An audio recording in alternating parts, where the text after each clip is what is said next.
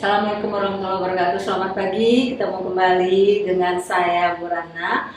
Tentang kerajaan Islam, maksudnya agama Islam. Yang ini sekarang kita bahas tentang kerajaan-kerajaannya. Kalau tadi tentang asal mulanya Islam, tentang teori-teorinya Islam, bagaimana penyebaran Islam di Indonesia. Kalau sekarang dengan adanya penyebaran Islam di Indonesia itu tadi, maka terbentuklah kerajaan-kerajaan Islam di Indonesia.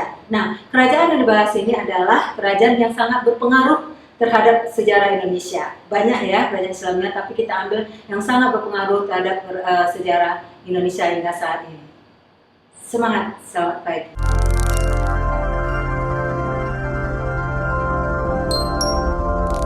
Kerajaan-kerajaan Islam di Indonesia. Nah, ini adanya kerajaan Islam Indonesia itu adalah masuknya para pedagang dari luar, ya. Seperti kemarin saya jelaskan bahwa ada pedagang Arab, pedagang Persia, ya, bahkan ada dari Tiongkok. Mereka sangat membawa pengaruh yang besar bagi perkembangan Islam di Indonesia. Selain mereka berdagang, ya, mereka juga menyebarkan nama Islam. Nah, masuknya Islam itu tadi oleh para pedagang itu tadi dengan damai, bukan dengan kekerasan, ya. Seperti saya jelaskan minggu kemarin. Terus apa yang mereka bawa? Pedagang mereka bawa adalah kain sutra. Ya, sampai dikenal dengan istilah jalur sutra. Di manakah jalur sutra itu? Adalah Islam Melaka sekarang ini. Oke, nah Islam masuk ke Indonesia pada abad ke-7, itu secara umum dan diterima oleh bangsa Indonesia. Namun berkembangnya adalah abad ke-11, abad ke-13, abad ke-16, bahkan sampai sekarang ini. Jadi pengaruh para pedagang tadi itu sangat penting untuk kerajaan di Indonesia. Ini dia kerajaan-kerajaan Islam yang berpengaruh terhadap pengajaran Indonesia. Memang kerajaan Islam itu banyak sekali ya, se-Nusantara ini banyak sekali. Tapi di sini kita bahas adalah kerajaan Islam yang sangat berpengaruh terhadap sejarah Indonesia hingga saat ini. Oke, nah pertama kita tahu bahwa Samudra Pasai, Kesultanan Samudra Pasai. Nah, mungkin kalian baru dengar ya mengapa Kesultanan Samudra Pasai bukan Kerajaan Samudra Pasai. Nah, istilah kerajaan itu adanya pada zaman Hindu-Buddha. Nah, setelah masuknya Islam, kerajaan berubah menjadi kesultanan. Jadi Samudra Pasai adalah kesultanan yang berdiri di kerajaan Islam yang pertama di Nusantara tahun 1267 sampai 1521 dan merupakan kerajaan yang terbesar di Aceh, ya, yang pertama sekali menganut agama Islam. Terus selanjutnya pada Samudra Pasai ini sultannya didiri oleh Merah Suli. Sebenarnya bacanya Marah Silu ya, tapi tulisannya Merah Silu. Nah, beliau adalah bergelar Sultan Malik Al-Saleh tahun 1267. Inilah pendiri pertama Samudra Pasai itu tadi. Nah, tadi seperti minggu yang kemarin saya pernah katakan bahwa Al-Malik ini adalah gelar dari Mesir ya. Nah, terus sumber sejarah adanya berita Marco Polo. Nah, dari mana mereka tahu bahwa ada kerajaan Samudra Pasai? Dari Marco Polo, seorang pedagang Venesia. Nah, beliau singgah di sana mengatakan bahwa di sana sudah ditemukan pemukiman penduduk yang sudah beragama Islam. Terus selanjutnya ada berita Ibnu Battuta tahun 1304 sampai 1368.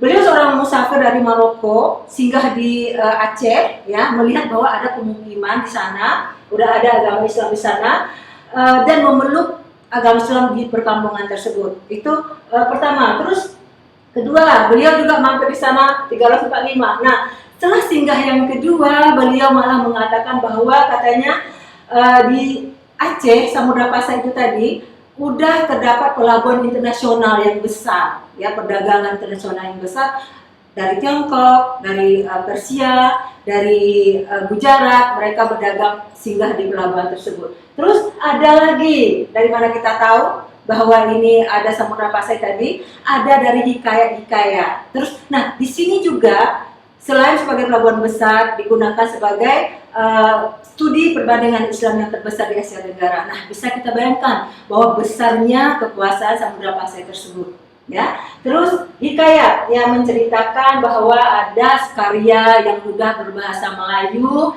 ya. Karena apa? Karena pada masa kerajaan itu yang digunakan dalam kerajaan adalah bahasa Melayu, nah agar bisa dipahami oleh rakyat setempat. Oke, next, kedua, Kesultanan Aceh. Ya, katanya Samudra Pasai. Mungkin pertanyaan apa bedanya Aceh Samudra Pasai? Ya, Samudra Pasai itu masih di daerah Acehnya, di Perlak ya. Aceh 1507 sampai 1903. Di sini Sultan Aceh ya, Kesultanan Aceh terletak di Aceh, sekarang Aceh Besar yang didirikan oleh Ali Mugayat Shah. Ali Muhammad Shah itu raja pada saat itu tahun 1496. Terus pada awalnya Aceh merupakan kerajaan di bawah Sultan Pidi. Pidi itu adalah daerah Aceh juga, ya, Kesultanan Aceh juga. Pada awalnya Aceh dikuasai oleh Sultan Pidi ini.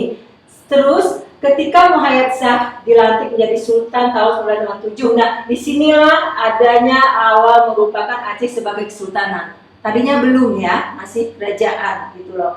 Terus selanjutnya, Aceh merupakan salah satu kerajaan Islam yang terbesar terutama karena kemampuannya mengembangkan pola sistem pemerintahan. Nah, sistem pemerintah di Aceh, terus sistem militer, ya, militer, terus pusat pendidikan ilmu pengetahuan, terus kemampuan menjalankan hubungan diplomatik dengan negara luar. Nah, di sini maksudnya Aceh terkenal dengan sistem politiknya, sistem militernya, sistem pendidikannya.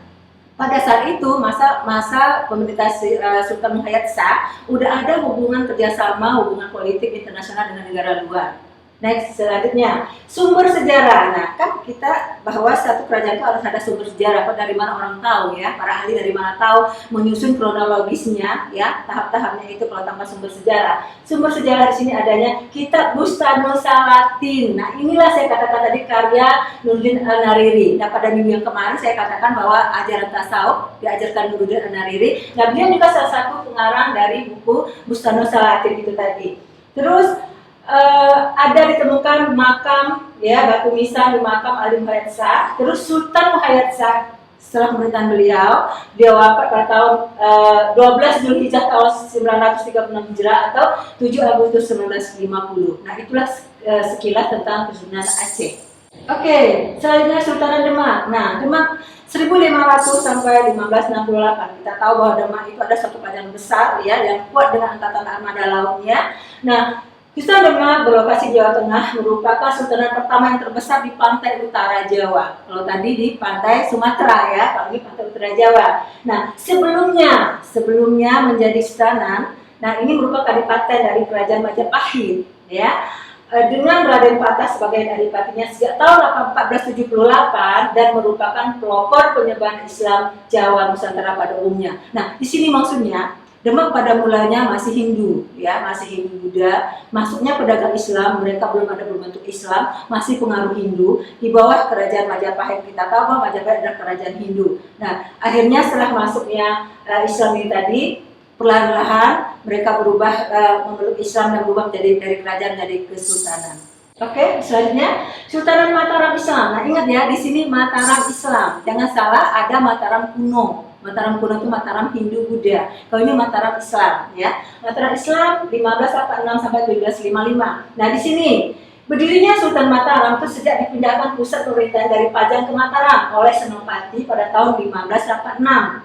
Berpusat di Tenggara Kota Yogyakarta, yaitu di Kota Gede. Nah, mengapa terjadi perpindahan tersebut? Ya, untuk menghindari pertempuran, ya, akhirnya dipindahkan ke daerah Jogja di sekarang Kota Gede itu. Terus dalam sejarah Islam, nah, Mataram mempunyai peran penting dalam perjalanan Sultanat Islam di Nusantara, yaitu bersemangat memperluaskan untuk mengislamkan penduduk daerah kekuasaannya. Nah, ini pertamanya penduduknya Hindu Buddha, ya, Hindu Buddha. Tetapi setelah masuknya para pedagang Islam, tadi saya katakan minggu kemarin, ya, pernah saya katakan bahwa para pedagang itu di Islamnya dulu raja-rajanya, ya, raja-rajanya. Nah, kalau raja-rajanya sudah Islam, maka dengan gampang mengislamkan rakyatnya. Nah, mereka nikah dulu dengan anak-anak raja-rajanya. Nah, kalau sudah nikah, gampang memperluaskan ajaran Islam tersebut. Seperti itu cara mereka saat itu.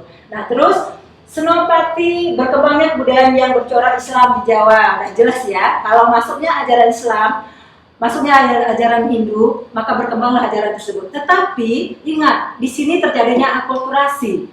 Ajaran Hindu yang tadi tidak hilang langsung sejak masuknya Islam, tapi terjadi akulturasi. Seperti saya katakan minggu kemarin juga bahwa Sunan ada menyebarkan agama, tidak menghilangkan agama asli mereka, tapi perlahan-lahan memasukkan ajaran Islam tersebut. Nah, selanjutnya Senopati berluaskan kekuasaannya sampai ke Jawa Barat, bahkan Jawa Timur, ya, Barat, Cirebon, Galuh, bahkan Jawa Timur sampai ke Pasuruan. Luas kekuasaan beliau. Dan selanjutnya pemerintah Senopati berakhir pada tahun 1601 setelah Sultan Mataram semakin luas. Jadi masuk Cirebon, masuk Galuh, berarti Jawa Barat, sampai ke Jawa Timur. Jadi berarti Jawa Tengah, Jawa Barat, Jawa Timur, itulah kekuasaan Mataram Islam itu tadi. Kesultanan Banten. Nah, ini ya untuk materi yang kali ini semua berisi kerajaan atau kesultanan. Karena mengapa? Pengaruh dari yang tadi mereka kawin dengan masyarakat setempat dengan anak pembuka agama atau pembuka adat pada masa itu atau dengan anak kerajaan-kerajaan tadi, mereka membentuk keluarga kecil sehingga menyebarkan agama tersebut. Nah, otomatis mereka mendirikan kerajaan. Ya, inilah kerajaan yang berpengaruh tadi. Oke, Sultan Banten 1536 sampai 1813. Kesultanan Islam yang terdapat di Provinsi Banten, yaitu di daerah Banten, di Jawa Barat, Pulau Jawa sampai ke Lampung, itu kekuasaannya. Berarti nyebrang dari Jawa sampai ke Sumatera, sampai di Lampung ya. Ini khususnya di Lampung Selatan ini. Pas Bekahuni itu, ya, kalau kalian ke Jawa tahu. Nah, sampai disitulah kekuasaan Banten ini tadi. Terus Kesultanan ini berawal sejak Demak memperluaskan wilayahnya yang dipimpin oleh Fatahillah dan mendirikan benteng pertahanan dinamakan Surosowan, yang kemudian menjadi pusat pemerintahan Sultan Banten yang letaknya sangat strategis. Nah, ini maksudnya tadinya ini adalah kekuasaan Demak, ya, Banten belum berdiri sendiri. Nah, tetapi setelah ini Demak memperluaskan kekuasaannya, mendirikan benteng tadi. Nah, pusat benteng tadilah menjadi pemerintahan Banten sekarang.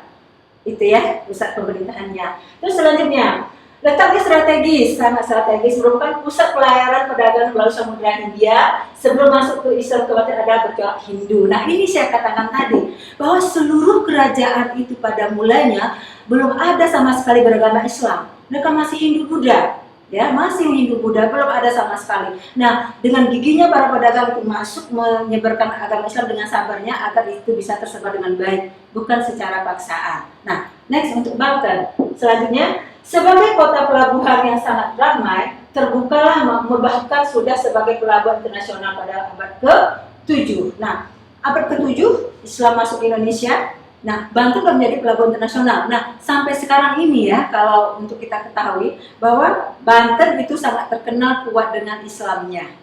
Ya, karena pengaruh dari mana? Ya, dari zaman abad ke-7 ini tadi. Oke, masih kerajaan, masih kesultanan ya, yang sangat berpengaruh pada untuk sejarah Indonesia. Itu Kesultanan Goa Talo, ya, Goa Talo di daerah Makassar. 1520 sampai 1670. Nah, terletak di Sulawesi Selatan, sekitar abad ke berapa ini? Ayo, ke-16. Kedua kerajaan tersebut membuat persekutuan pada tahun 1528. Nah, kerajaan ini tadinya terpisah, Goa Talo. Tetapi setelah masa pemerintahan itu mereka jadi satu.